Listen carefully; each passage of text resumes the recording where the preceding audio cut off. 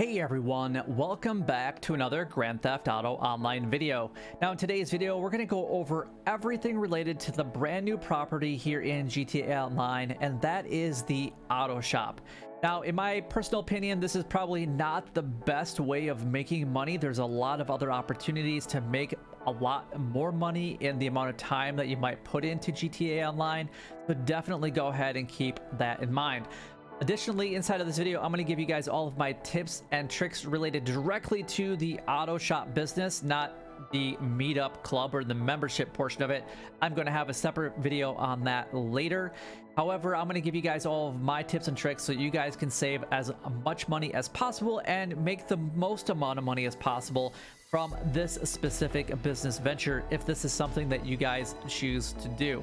However, one thing before we actually get started, I do like the contract missions. They are fairly quick, but the payout isn't great, but they are a lot of fun.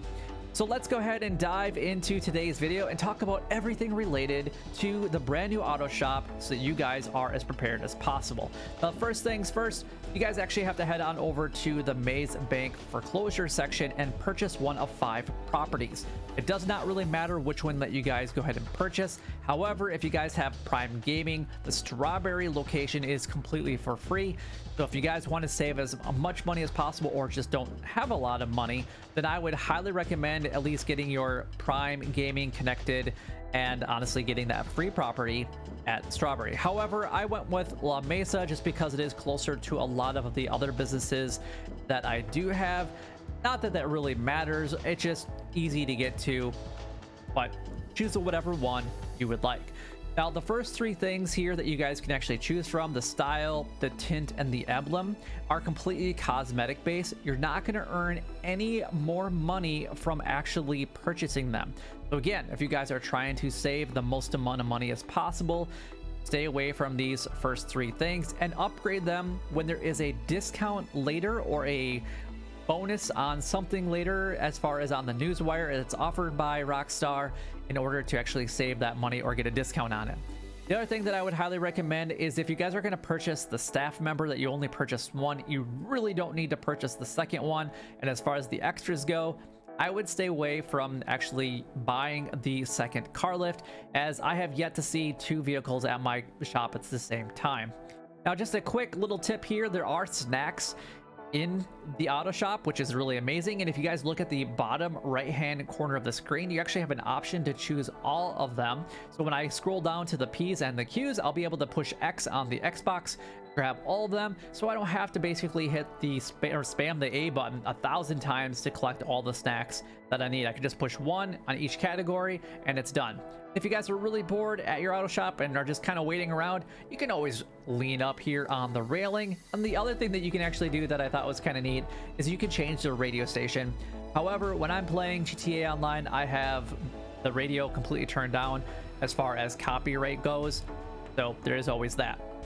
Now, every once in a while, you're going to come back to your garage or you're going to get a call from Santa letting you know that there is a vehicle in your auto shop that needs to basically be serviced.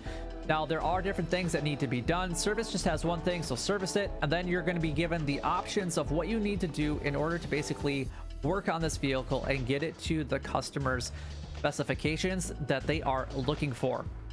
So you can see they wanted hot pink for their vehicle. Now, the requested upgrades are the brakes, suspension, and then they actually disappear as you put them on, so you know exactly where you're at. There's no memorizing. It's super easy to do. However, you don't really make a lot of money with this, so this is why I highly recommend that you guys don't purchase at least a second employee as of now.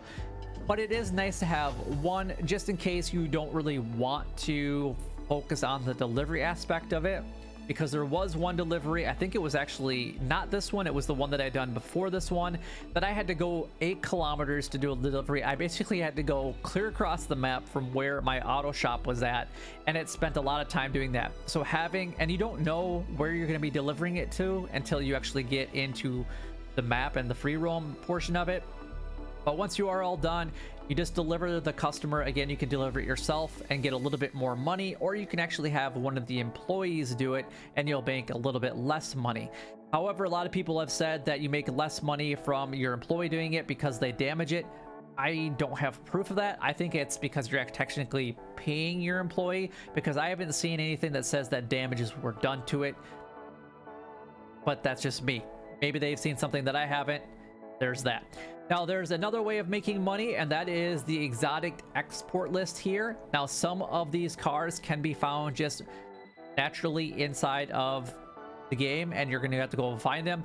Otherwise, you're going to see here in just a second that there's going to be a little blue dot that you'll find when you're just in free roam and you're just kind of doing your thing, and you'll be able to find cars that way. If you look at the bottom left hand corner of the screen, you guys will see a little blue dot on my mini map, and that's where a vehicle is basically at, and that's a non-natural spawning vehicle. Otherwise, if you happen to know all the vehicles that you guys can actually go ahead and unlock in this game and find in the game, then I highly recommend that you guys go and do that. However, the exports are only able to be unlocked once you've completed a contract mission.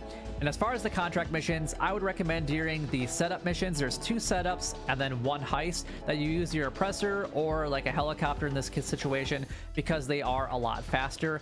However, I would recommend the oppressor over the helicopter, because they're, at least with the agency deal, that I've done that one a couple times now, you have to go into the tunnels, and it's just easier to maneuver in there, obviously, with an oppressor compared to a helicopter. I couldn't even get my helicopter in there. Now, these are the 3 that you guys can choose from. Again, each of these only have 2 setups and then the actual heist mission themselves. Now, the total payment is not the full payment, just like everything else that happens in GTA Online. You do have to basically give KDJ and Santa a cut of their profit, but you do make a pretty good amount of money. I believe with this specific one, it was $163,000. And the first time that I had ever done it, it only took me about, it was a little over half an hour. And then the second time that I had done it, which I think only took me a little over 20 minutes, because I knew where I was going and what I needed to do. So it was actually done relatively quickly. Now, again, is this the best way of making money? No, but it was rather fun in my opinion.